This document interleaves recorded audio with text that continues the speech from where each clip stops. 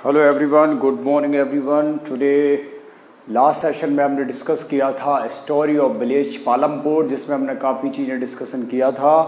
आज हम पढ़ने वाले हैं उसी का नेक्स्ट, जो कि डिस्कस करने के लिए रिमेनिंग रह गया था। उसके बाद क्वेश्चन आंसर्स वगैरह भी प्रैक्टिस करेंगे और आज स्टार्ट करेंगे हम फिर से वही चैप्टर मल्टीपल क्रॉपिंग। मैंने आपको बताया था मल्टीपल क्रॉपिंग, आपको बताया था HYV सीड्स के बारे में बताया था। ग्रीन रिवॉल्यूशन क्या होता है उसके बारे में हमें डिस्कशन करना है और कुछ स्टोरीज वगैरह थी वो भी डिस्कस करने का प्रयास करेंगे आज या फिर कल के सेशन में होगा। तो ध्यान से सुनिए, व्हाट इज मल्टीपल क्रॉपिंग। देखिए मल्टीपल क्रॉपिंग से फ़ायदा क्या होता है, फ़ायदा क्या होता है मल्टीपल क्रॉपिंग से कि more than one crop in the year, एक से ज़्यादा फसल एक साल में यदि लगाते हैं तो मल्टीपल क्रॉपिंग होता है।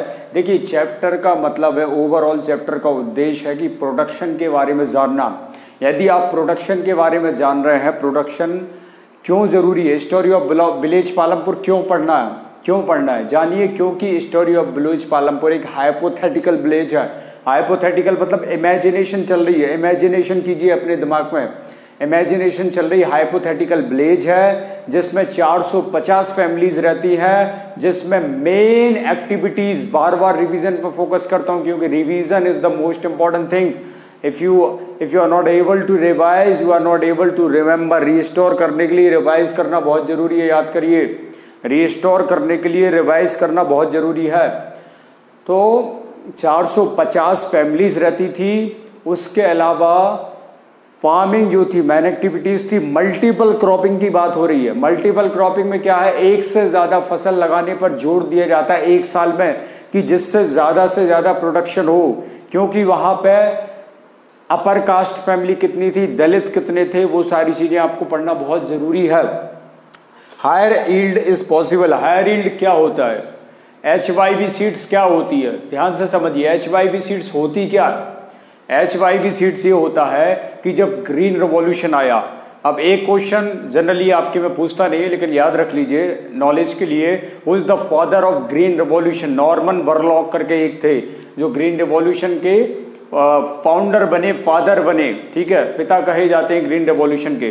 तो देखिए सबसे इंपॉर्टेंट चीज़ है HYV सीड जो होती है। जैसे ग्रीन रिवॉल्यूशन जो हुआ था, ग्रीन रिवॉल्यूशन में हुआ क्या था, जो ग्रीन रिवॉल्यूशन हुआ था, ग्रीन रिवॉल्यूशन उसका पर्पस क्या था।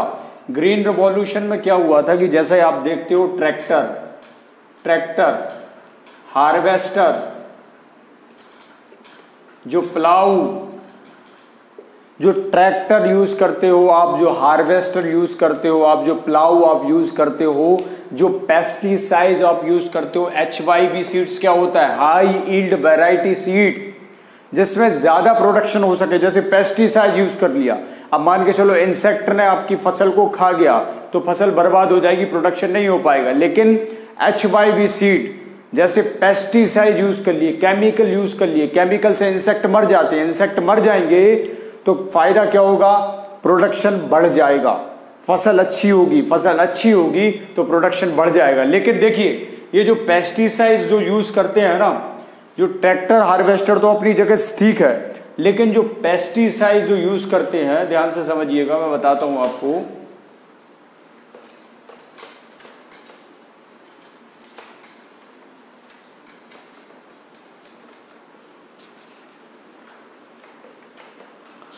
जो पेस्टिसाइड यूज करते हैं इसका एक साइड इफेक्ट भी होता है।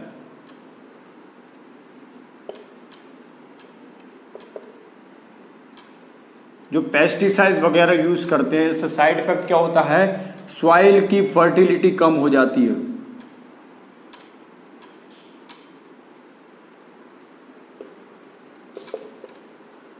वीक हो जाती है।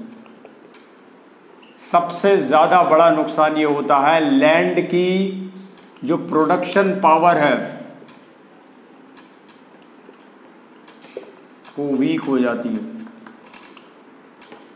सबसे बड़ा घाटा होता है कि सॉइल की फर्टिलिटी जो है कम हो जाती है। पेस्टिसाइड आप लगातार अपनी, इसलिए कहा जाता है कि भैया ऑर्गेनिक खेती करो, ऑर्गेनिक खेती करो। ऑर्गेनिक खेती की सरकार ट्रेनिंग भी देती है, फ्री में ट्रेनिंग देती है।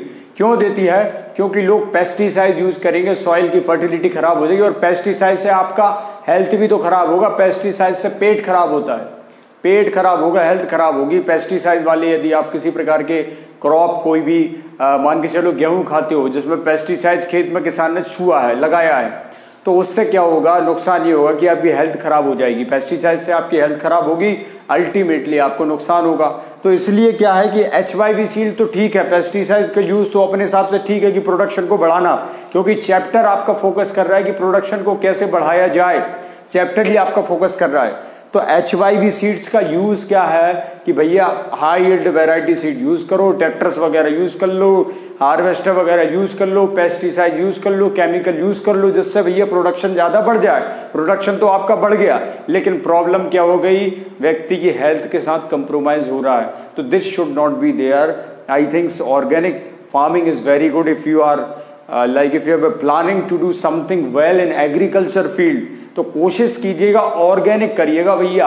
ऑर्गेनिक से फायदा ये होगा कि भैया आपकी हेल्थ सही रहेगी, ये चीज़ ध्यान में रखना है, ठीक है।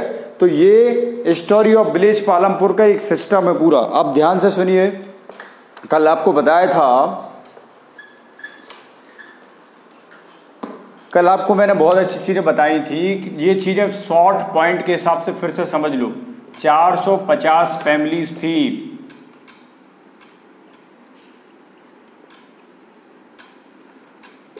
फार्मिंग मेन एक्टिविटी थी,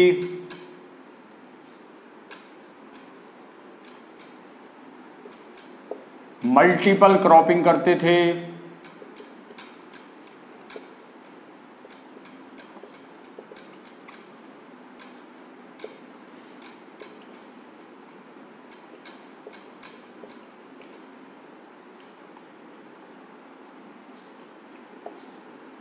मल्टीपल क्रॉपिंग से फायदा क्या होता था, अभी बताया। मल्टीपल क्रॉपिंग से फायदा ये होता था कि भैया देखो ये एक खेत है,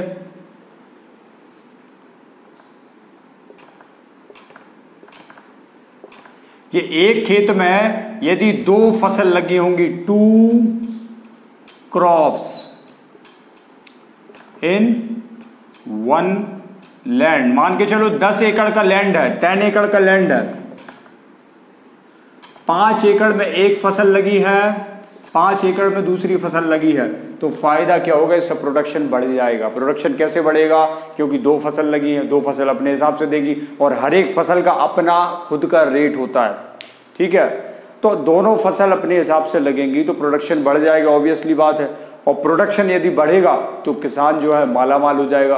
तो हाइपोथेटिकल विलेज है, ध्यान से सुन लो, फिर से पूरा रिवीजन करके इस चैप्टर को फिनिश करते हैं। और कुछ इसमें है नहीं है, 1-2 स्टोरी है। कल यदि क्वेश्चन आंसर का सेशन होता है नेक्स्ट सेशन में, तो स्टोरी उसमें लगभग कवर दिलाई। और उसकी स्टोरी जो मैंने आपको बता दिया था, डिस्कस करने को आपको दिया था कि स्टोरी आपको पढ़ना है, स्टोरी में कुछ भी नहीं था, वो डेप्थ में खो जाते हैं। यदि किसी का प्रोडक्शन नहीं होगा, मान के चलो मैंने 10 लाख रुपए लिए बैंक से, 10 लाख रुपीस का लोन लिया, मान के चलो मैंने 10 लाख रुपीस का लोन लिया, और मेरा मेन बिजनेस है फार्मिंग, मेरा मेन बिजनेस है खेती किसानी करना, फार्मिंग, ठीक है। मेरा मेन बिजनेस है फार्मिंग, 10 लाख रुपए का लोन लिया, लेकिन मेरी बारिश बहुत ज़्यादा हो गई, मेरी फसल नष्ट हो गई, मेरी क्रॉप नष्ट हो गई, तो क्या फ़ायदा हुआ? कोई फ़ायदा नहीं हुआ। आपकी फसल नष्ट हो गई है भाई साहब, 10 लाख रुपए आपके डूब गए, आप डेप्ट में चले जाएंगे। डेप्ट में चले जाएंगे मतलब कर्जा हो जाएगा, कर्जा का इंटरेस्ट देना पड़ेगा, कंपाउंडिंग लग गया तो और गए काम से भैया,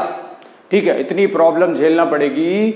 तो इसको हम बोलते हैं कि भैया ये जो चीज़ है वो केस स्टडीज़ में कवर हो जाएगी। स्टोरी केवल इतनी थी। HYV की सीड के बारे में आपको बता दिया, ग्रीन रिवॉल्यूशन आपको समझा दिया, पालमपुर विलेज का लगभग ज़्यादा कुछ नहीं था, कंप्लीट लगभग हो चुका है चैप्टर। कुछ क्वेश्चन आंसर के सेशंस वगैरह होंगे जो कि मैं आपसे डिस्कस करूंगा नेक्स्ट चैप्टर में। तो आज के लिए इतना। Thank you so much for attend this session. Thank you.